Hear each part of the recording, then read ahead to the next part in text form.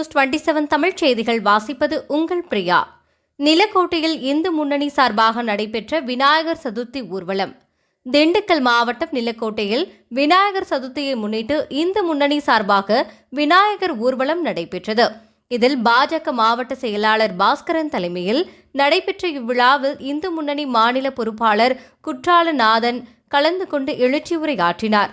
மேட்டூர் ஈஸ்வர ஐயப்பன் சிறப்பு அழைப்பாளர்களாக கலந்து கொண்டு கொடியசைத்து ஊர்வலத்தை துவக்கி வைத்தார்.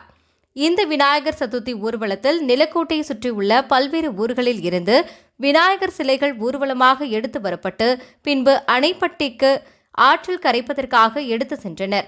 1 அடி விநாயகர் சிலை முதல் 10 அடி விநாயகர் சிலை வரை டாடா ஏசி மற்றும் டிராக்டர் மூலம் மேளதாளங்கள் முழங்க இளைஞர்கள் ஆடி பாடி ஊர்வலமாக வந்தனர்.